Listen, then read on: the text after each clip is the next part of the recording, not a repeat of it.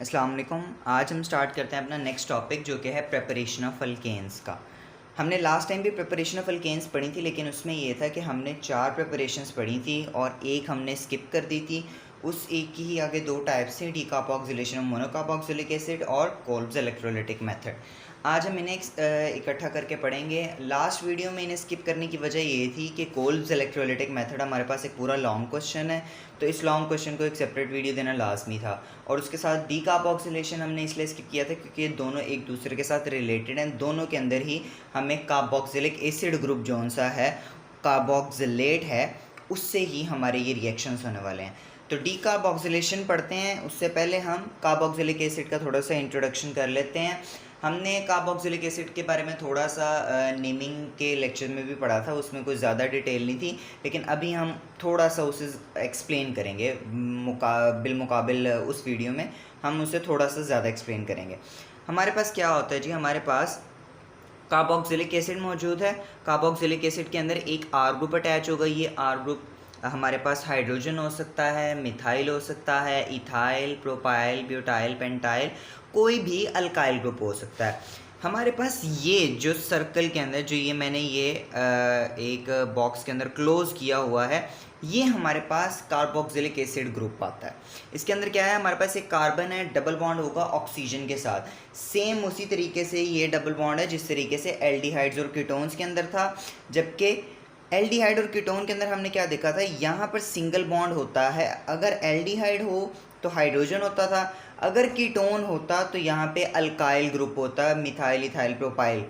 लेकिन जब हम कार्बोक्सिलिक एसिड में आते हैं तो यहाँ पर OH आ जाता है, यही इसे कार्बोक्सिलिक एसिड बनाता है, यही डिफरेंस लेके आता है। अब हम यहाँ पर क्या क्या करेंगे, अब इनकी नेमिंग की तरफ थोड़ा सा फोकस कर लेते हैं ताकि हमें पता हो रिएक्शंस के अंदर कौन कौन से नेम्स यूज़ हो रहे हैं। तो क्या होता है, हमारे पास अगर एक कार्बन हो तो उसके लिए हम फॉर्म यूज़ करते हैं, 2 कार्बन हो तो एसिड यूज़ करते हैं, 3 कार्बन के लिए प्रोपियोन यूज़ करते हैं, 4 कार्बन के लिए ब्यूटाइल भी यूज़ होता है। ये ट्राइबल नेम्स हैं, ये IUPAC नेम नहीं हैं क्योंकि इनके ज़्यादातर ट्राइबल नेम्स यूज़ होते हैं। तो जब मेरे पास एक कार्बन वाला, अब यहाँ पर मेरे पास एक कार्बन वाला कार्बोक्सिलिक एसिड मौजूद है, तो मैं क्या कहूँगा, फॉर्म और IC, यहाँ से कार्बोक्सिलिक एसिड का IC आएगा तो ये बन जाएगा फॉर्मिक एसिड। इसी तरीके से एसिड, 2 कार्बन्स वाला मेरे पास मौजूद है एसिड, IC यहाँ से आएगा एसिटिक एसिड। अगर इसी तरीके से 3 कार्बन्स वाला आ जाए तो प्रोपियोनिक एसिड। सेम यहाँ पर एक और चीज़ एक्सप्लेन करता चलो मैं कि हमारे पास जब हम कोई भी रिएक्शन कर रहे होते हैं तो हमारे पास यही कार्बोक्सिलिक एसिड ग्रुप जो सा होता है, यही ग्रुप रिएक्टिव ग्रुप होता है, एक्टिव ग्रुप होता है, यही ग्रुप होता है जो कि रिएक्शन करवाता है। इस चीज़ को एक दफ़ा स्लाइड में देख लेते हैं जी। आपको ये स्लाइड शो हो रही होगी, इसके अंदर अगर आप देखें C double bond oxygen, OH साथ में सिंगल बॉन्ड OH के साथ है, और इसे ही सर्कल करके यहाँ पर शो किया गया है कि ये एक्टिव ग्रुप है कार्बोक्सिलिक एसिड का, यही है जो यहाँ पर हमारे पास इस रिएक्शन के अंदर यही वो एलिमेंट्स हैं या यही वो ग्रुप है जो यहाँ पर रिएक्ट कर रहा होगा। अब हम आगे देखते हैं रिएक्शन को। हमें इस रिएक्शन के लिए स्टार्ट में कार्बोक्सिलिक एसिड नहीं चाहिए। बुक के अंदर वो कार्बोक्सिलिक एसिड से स्टार्ट नहीं कर रहा, बुक के अंदर वो डायरेक्ट सोडियम इथेनोएट से स्टार्ट कर रहा है। तो सोडियम इथेनोएट हमें पहले बनाना पड़ेगा, ऐसे ही नहीं है हमारे पास पहले से मौजूद होगा। तो ये रिएक्शन कैसे आएगा, 2 मोल्स यूज़ करेंगे हम, हमारे पास एसिटिक एसिड होगा, एसिटिक एसिड के 2 मोल्स होंगे, और हमारे पास सोडियम मेटल होगा, 2 ही इसके मोल्स होंगे, 2 एटम्स होंगे।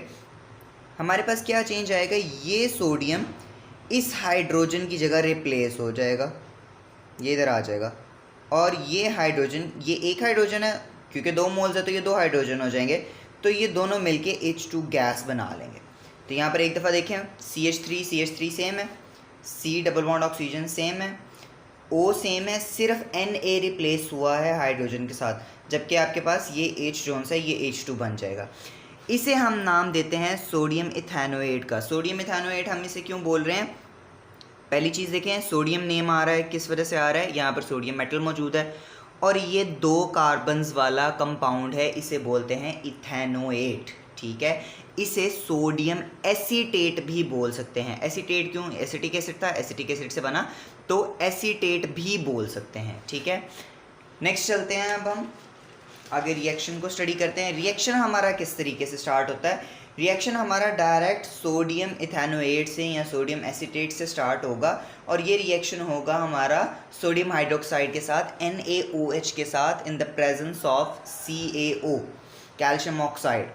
यहाँ पर रिएक्शन होगा। रिएक्शन किस तरीके से होगा? ये CH3 और ये हाइड्रोजन, ये दोनों अलहदा मिलके एक बॉन्ड बना लेंगे, CH3 और ये हाइड्रोजन।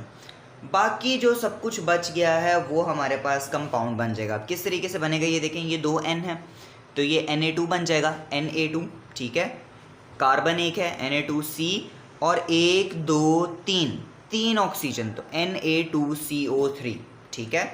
ये CH3 और ये H मिलके CH3CH यानी कि CH4 बन गया हमारे पास, ये मीथेन बन गया है, मीथेन। और हमारे पास यहाँ पर Na2CO3 कैसे बना? ये 2 सोडियम एटम्स Na2, एक कार्बन और 3 ऑक्सीजन एटम्स Na2CO3 हो गया। इसी रिएक्शन की एक और एग्जांपल देखते हैं। हमने यहाँ पर पहले एसीटेट को देख रहे थे, सोडियम एसीटेट था या सोडियम इथेनोएट था। यहाँ पर हम सोडियम प्रोपेनेट को देख रहे हैं, 3 कार्बन एटम्स वाले को देख रहे हैं। तो इसमें क्या होगा?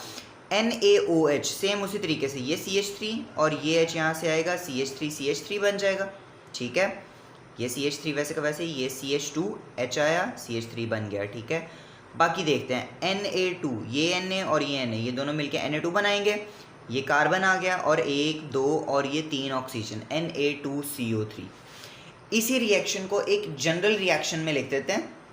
ये मेरे पास जनरल रिएक्शन लिखा हुआ है। जनरल रिएक्शन से क्या मुराद है? यहाँ पर हाइड्रोजन हो, यहाँ पर यहाँ पर CH3 आएगा, हाइड्रोजन नहीं आएगा। यहाँ पर CH3 हो, C2H5 हो, C3H7 हो, मिथाइल हो, इथाइल हो, प्रोपाइल हो, ब्यूटाइल हो, जो भी हमारे पास यहाँ पर अल्काइल ग्रुप आ जाए वो इस हाइड्रोजन के साथ मिलके हमारे पास मीथेन बना देगा, मीथेन बन जाएगा। और बाकी का हमारे पास Na2CO3 बन जाएगा। अब इस चीज़ को एक दफ़ा स्लाइड के अंदर देखते हैं। आपको ये स्लाइड शो हो रही होगी, देखें। यहाँ पर हमारे पास क्या है? कार्बोक्सिलिक एसिड है, ठीक है। Carboxylic acid in the presence of NaOH and CaO, ठीक है। यहाँ पर वो सिर्फ मेन प्रोडक्ट लिख रहा है, वो जो साइड प्रोडक्ट Na2CO3 आया था ना, वो उसे यहाँ पर नहीं लिख रहा। तो यहाँ पर मेन प्रोडक्ट जो आपका क्या आ रहा है? RH। R आपके पास अल्काइल ग्रुप था, ठीक है, और उसी अल्काइल ग्रुप के साथ H मिल जाएगा तो हमारे पास एक अल्केन आ जाएगा, एक मीथेन, इथेन, प्रोपेन, कोई भी हमारे पास अल्केन आ जाएगा। नीचे रिएक्शन को देखें, ये जनरल रिएक्शन था, नीचे रिएक्शन को देखें। हमारे पास उसने पेंटानोइक एसिड लिखा हुआ है। पेंटानोइक एसिड से क्या मुराद है जी? हमारे पास 5 कार्बन्स हैं, ठीक है, 5 कार्बन्स हैं। और हमारे पास एट दी एंड रिएक्शन में क्या हो रहा है? हमारे पास ब्यूटेन आ रहा है 4 कार्बन्स वाला। इसमें एक और चीज़ याद रखनी है, स्टार्ट के अंदर आप जितने कार्बोक्सिलिक एसिड, जितने कार्बन्स वाला कार्बोक्सिलिक एसिड यूज़ करेंगे उससे एक कम कार्बन कर दें तो आपके पास आपका प्रोडक्ट आएगा। यानी कि अगर मैं कहता हूँ कार्बोक्सिलिक एसिड हमारे पास 5 कार्बन्स वाला है तो मेरे पास जो अल्केन बनेगा वो 4 कार्बन्स वाला होगा। अगर कार्बोक्सिलिक एसिड 8 कार्बन्स वाला है तो जो हमारे पास अल्केन बनेगा वो 7 कार्बन्स वाला होगा। एक और चीज़ यहाँ पर बताता चलूँ, हमने हेडिंग में पढ़ा था decarboxylation of monocarboxylic acid. Monocarboxylic acid से मुराद ये है कि कार्बोक्सिलिक एसिड ग्रुप जो ये रिएक्शन के स्टार्ट में देखें, जहाँ पर एक्टिव ग्रुप शो किया गया, जो C double bond O oxygen और OH है, ये एक कार्बोक्सिलिक एसिड है। कुछ कंपाउंड्स ऐसे भी हमारे पास एग्जिस्ट कर रहे होते हैं जिनके अंदर यही कार्बोक्सिलिक एसिड 2-2, 3-3 दफ़ा लिखा हुआ होता है, जिसमें से एक बहुत कॉमन एग्जांपल ऑक्सैलिक एसिड की है।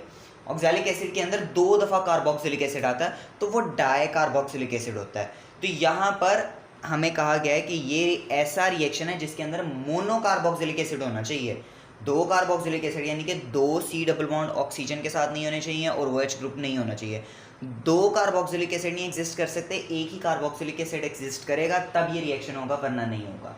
अब हम स्टार्ट करते हैं अपना next Kolbe's electrolytic method, second method जो हमने पढ़ना था। अब कोल्ब्स इलेक्ट्रोलिटिक मेथड की 2 कंडीशंस हैं, दोनों कंडीशंस हमें पहले पढ़नी पड़ेंगी। पहली कंडीशन ये है कि methane can not be prepared, हम इस रिएक्शन से मीथेन नहीं बना सकते, ठीक है। दूसरी हमारे पास कंडीशन क्या आ जाती है, only suitable for the preparation of symmetrical alkenes. अब ये सिर्फ और सिर्फ सिमेट्रिकल अल्केन्स की प्रिपरेशन के लिए सूटेबल है, ठीक है। अब सिमेट्रिकल अल्केन्स होते क्या हैं, पहले हमें ये देखना पड़ेगा। सिमेट्रिकल अल्केन्स से ये मुराद है कि एक R दूसरा भी R, ये दोनों R सेम होने चाहिए। मतलब CH3 अगर है तो वो भी CH3 होना चाहिए, ठीक है। अगर मैं कहता हूँ C2H5 है, ठीक है, C2H5 है तो ये भी C2H5 होना चाहिए। अगर मैं कहूँ ये C3H7 है, ये भी C3H7 होना चाहिए। इन शॉर्ट अगर इन चीज़ों को मैं देखता रहूँ तो मेरे पास कार्बन नंबर इवन में आना चाहिए, ऑड में नहीं आना चाहिए। अगर ऑड में आएगा तो वो सिमेट्रिकल अल्केन नहीं रहेगा। और ये रिएक्शन सूटेबल है, ये चीज़ याद रखें, सूटेबल का वर्ड यूज़ किया गया, suitable for the preparation of symmetrical alkenes. अब हम रिएक्शन की तरफ चलते हैं। रिएक्शन हमारे पास क्या है, यहाँ पर हमने जो जनरल रिएक्शन है पहले वो लिखा हुआ है, फिर उसके बाद हम पूरा रिएक्शन पढ़ेंगे और रिएक्शन का मैकेनिज्म हमने पढ़ना है, जो कि लॉन्ग क्वेश्चन के लिए इम्पॉर्टेंट चीज़ है। तो यहाँ पर हम क्या देखते हैं जी, हमारे पास हमारे पास मोल्स हैं किसके, सोडियम इथेनोएट के, या सोडियम अगर मैं कहूँ यहाँ पे कार्बोक्सिलेट के, सेम वही RC डबल बॉन्ड OONA से सेम वही कंपाउंड लिखा हुआ जो पीछे लिखा हुआ था। सिर्फ क्या है जी, वहाँ पे हमने CH3 लिख दिया था, यहाँ पर डायरेक्ट R लिखा हुआ है। ये क्या करता है, ये रिएक्ट करता है 2H2O के साथ, 2H2O के साथ ये रिएक्ट कर रहा है। और ये क्या करेगा, ये जो एक अल्काइल ग्रुप है एक मोल का और दूसरा भी, तो ये 2 मोल्स हैं हमारे पास, तो ये दोनों अल्काइल ग्रुप आपस में मिल जाएंगे, ठीक है। ये दोनों अल्काइल ग्रुप आपस में मिल गए हैं। बाकी हमारे पास क्या क्या प्रोडक्ट्स बन रहे हैं, ये C कार्बन और ये 2 ऑक्सीजन, ये मिलके बना देंगे CO2, ठीक है। 2 मोल से तो 2 CO2 बनेगा, ठीक है। अब आते हैं आगे, ये H2O जोन सा है, इसे मैं इस तरीके से लिख सकता हूँ ना, H and OH, और इसके 2 ही मोल्स हैं, ठीक है। तो ये 2 मोल्स हाइड्रोजन के जोन से हैं, ये मिलके H2 बना देंगे। जबकि ये 2 मोल्स OH के, ये इस Na के साथ, सोडियम के साथ, सोडियम भी 2 की अमाउंट में है, तो ये बन जाएगा 2NaOH। अब एक दफ़ा इस रिएक्शन को हम देखते हैं मैकेनिज्म के अंदर। मैकेनिज्म से मुराद ये है कि हमने एक एक स्टेप देखना है कि ये रिएक्शन हुआ कैसे है। तो सबसे पहले हमारे पास क्या होता है, हमारे पास सोडियम इथेनोएट आएगा, सोडियम इथेनोएट यहाँ से ब्रेक होगा, क्या होगा, यहाँ पर हमारे पास CH3C double bond oxygen O negative हो जाएगा, सोडियम मेटल अलहदा हो जाएगा। सबको अंदाज़ा है कि सोडियम हमेशा पॉजिटिव होता है और ऑक्सीजन नेगेटिव चार्ज यहाँ पर शो करेगा। एक चीज़ यहाँ पर जो देखने की चीज़ है वो ये है कि ये रिवर्सिबल रिएक्शन है, यानी कि ये रिएक्शन राइट टू लेफ़्ट भी जा सकता है और लेफ़्ट टू राइट भी जा सकता है, ठीक है। आगे चलते हैं। अब हमारे पास क्योंकि एक हमारे पास नेगेटिव चार्ज आ गया है, दूसरा हमारे पास पॉजिटिव चार्ज आ गया है, तो नेगेटिव और पॉजिटिव चार्जेस जोन से वो माइग्रेट करेंगे बैटरी के डिफरेंट पोल्स के ऊपर। माइग्रेट यानी कि वो बैटरी के पोल्स के ऊपर जाएंगे। अब एनोड के ऊपर कौन सा चार्ज होता है, एनोड के ऊपर होता है पॉजिटिव चार्ज। बैटरी का एनोड जोन सा होता है उसके ऊपर पॉजिटिव चार्ज होता है।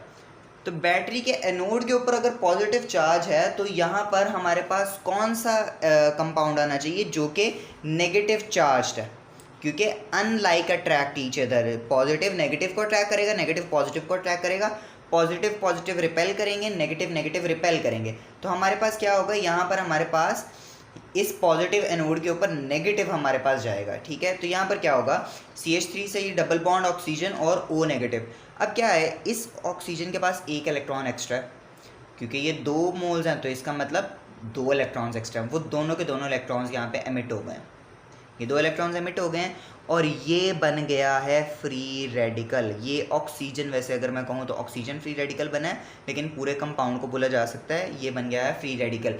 फ्री रेडिकल की रिप्रेजेंटेशन यही होती है कि हम एक सर्कल या डॉट सा लगा देते हैं उसके ऊपर। फ्री रेडिकल होता क्या है, 9th क्लास की बुक के अंदर ये वैसे लिखा हुआ है, लेकिन यहाँ पर मैं एक जनरल इंट्रोडक्शन सिर्फ बता देता हूँ। Free radical most reactive compound consider कर लें फ़िलहाल। फ्री रेडिकल हमेशा रिएक्टिव रहेगा, जैसे ही उसे चांस मिलेगा वो रिएक्ट करेगा। तो यहाँ पर हम देखते हैं जी फ्री रेडिकल अब आगे कैसे रिएक्ट करेगा। ये फ्री रेडिकल क्या होगा, ये ऑक्सीजन अपने आप का रिएक्शन करेगा, रिएक्ट करेगा इसी कार्बन के साथ रिएक्ट करेगा और ये CO2 यहाँ से अलहदा हो जाएगा, ये 2CO2 बन गया। जबकि ये मिथाइल ग्रुप जोन सा है, अब ये फ्री रेडिकल बन गया। जैसे ही यहाँ से ये बॉन्ड ब्रेक हुआ तो ये अब फ्री रेडिकल बन गया। अब ये हमारे पास 2 मोल्स हैं मिथाइल ग्रुप के, ये दोनों मोल्स मिथाइल के आपस में खुद मिलेंगे और हमारे पास इथेन बना देंगे। इथेन C2H6 भी मैं इसे लिख सकता हूँ, तो ये मेरे पास इथेन की फॉर्मेशन हो जाएगी। अब ये हमारे पास इथेन बन गया। इथेन के अलावा हमारे पास क्या बना, कार्बन डाइऑक्साइड बना। लेकिन 2 चीज़ें अभी भी पड़ी हैं जो हमें प्रोडक्ट में बनानी थी, उनमें से एक थी H2 और दूसरा था NaOH, वो 2 रहती हैं। अब उन दोनों को देखते हैं जी वो कैसे बनेंगी। अब हमारे पास हम कैथोड पे जाएंगे।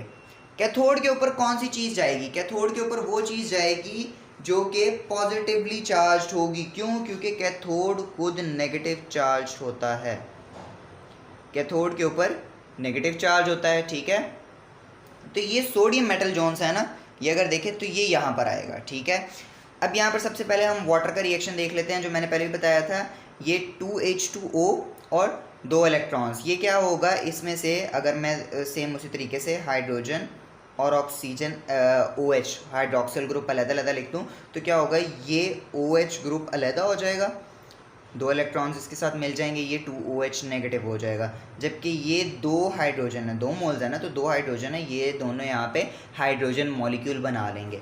अब यही hydroxyl group OH negative group zone से इस सोडियम मेटल के साथ जो कि एनोड के ऊपर आया था, जो कि कैथोड के ऊपर आया था, ठीक है, इस सोडियम मेटल के साथ ये रिएक्ट करेगा और ये हमारे पास बना देगा 2NaOH सोडियम हाइड्रोक्साइड।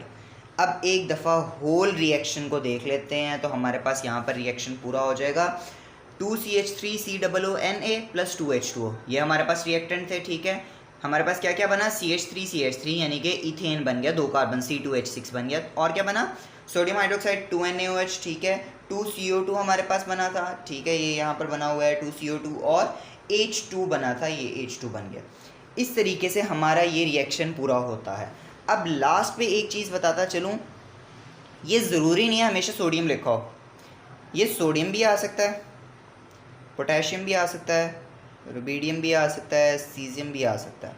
तो यहाँ पर ये सारे यूज़ हो सकते हैं, इनमें से कोई भी एक यूज़ कर सकते हैं हम, सेम रिएक्शन रहेगा। उसकी वजह क्या है, क्योंकि ये तमाम एक ही ग्रुप के हैं, सेम ग्रुप है इन सब का। अगर देखें तो ये इस लाइन में प्रोडक्ट टेबल के अंदर अगर मैं देखूं तो सोडियम आता है, फिर उसके बाद पोटेशियम आएगा, फिर रुबिडियम आएगा, सीजियम आएगा।